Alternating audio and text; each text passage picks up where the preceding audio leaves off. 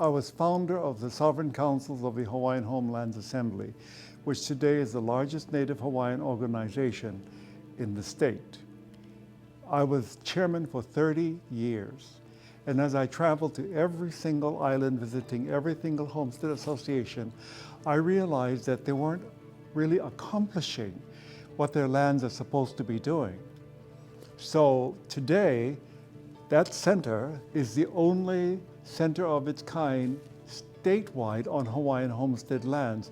Now this year, the act is 100 years old.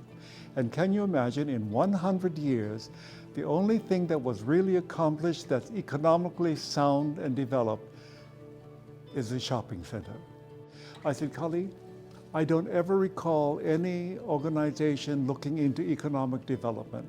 They're looking at how many years waiting for your home to be called that you can get a lease. They weren't looking at the development of their community, only that they wanted a lease. And now the lease is 199 years for $1 a year. Well, this Nanakuli Village Center was a vision of the Nanakuli Homestead Community Association that was based on surveys, charrettes, a ton of community meetings in which the beneficiaries articulated their concerns, their needs, and the desires to see what was being built or needed to be built in their communities to service these educational, cultural, social, economic needs that weren't being addressed. They came up with this vision that Hawaiian Community Development assisted with partnerships with various entities, depending on the different unit we were dealing with. One was the housing, so that's where urban housing community came into play.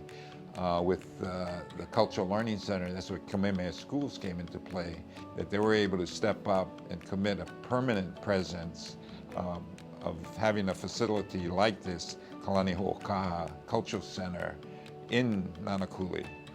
It was this $10 million commitment that the KS trustees authorized, and with the help of staff, this has become a reality.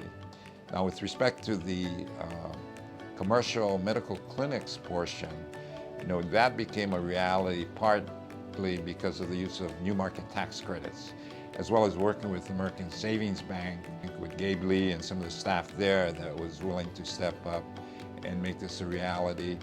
Pono Shim is also very instrumental with Punavai, an entity that was created to access these new market tax credits. And when we use these various funding sources, as well as the commitment of two individuals, Chris Flaherty and Anthony Barquette, who not only personally stepped up, but financially stepped up to guarantee the funding and viability of this project. Without their personal guarantees, this project would not have become a reality. And so in the creation of the center, I wanted to do two things: the shopping center to be built and Halimakana.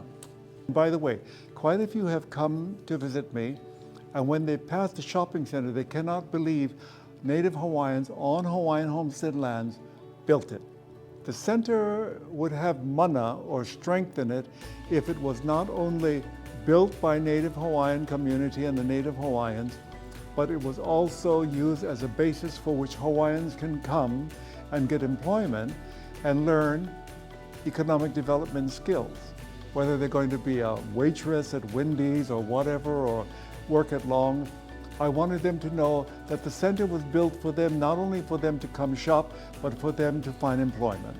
I hope economically our people will grow with it and will be a little more proud of themselves. The center thoughts and everything could not have been built without the Nanakuli Hawaiian Homestead Community Association, which I sit as its president. And so what we all agreed to was that the center will produce an economic development base, and that the center would take its profits and transfer it to the Nanakuli Hawaiian Homestead Community Association so that they, who initiated it, would benefit, and its monies would be used for scholarships, would be used for our kids, would be used for further development in the community and make it work. So Kali and I looked at a lot of different approaches for affordable housing. And we found that rental housing is the most effective approach. And we looked at self-help housing, Habitat for Humanity, low-income loans, but realistically, rental housing is effective because what it does is it allows families to pay an affordable monthly payment towards housing so that they have more money to spend for other things. Well, Halimakana o Nanakuli was a project that generated affordable housing for the community that was plagued by a lot of overcrowded housing conditions or households. And so we needed to build something which is affordable, and partnering with urban housing communities and Nanakuli Homestead Association, Hawaiian Community Development was able to access funding that about $14.5 million, which included low-income housing tax credits, both federal and state, along with bonds, as well as a rental housing revolving fund.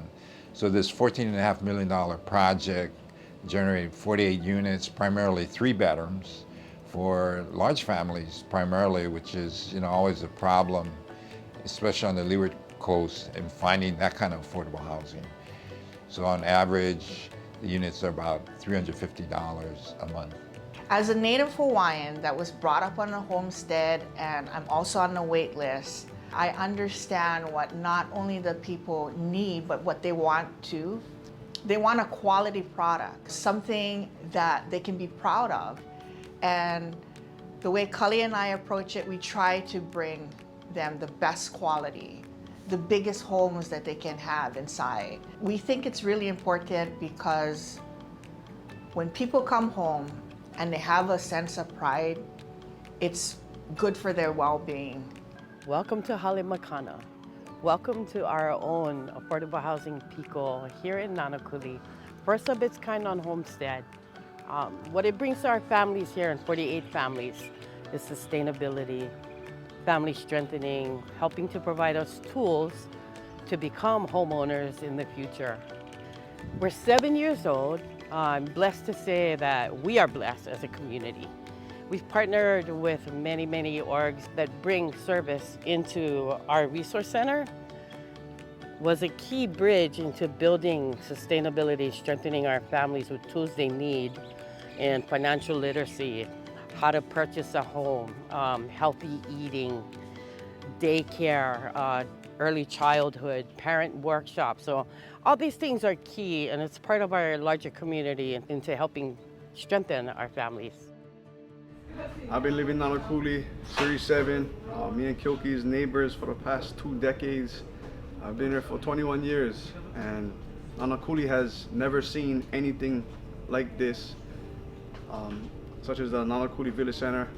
We're just proud to be from the community with this type of establishment for our community to enjoy.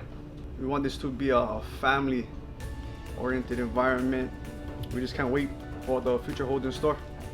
So we're excited that this Nanakuli Village Center, in its different components, provide and addresses some of the needs that are required to be addressed in order to position our beneficiaries to succeed in society, whether it be job opportunities, whether it be cultural awareness so they can be proud to be Hawaiian, but also not only being educated, but having a safe place to live, and as well as addressing their health problems.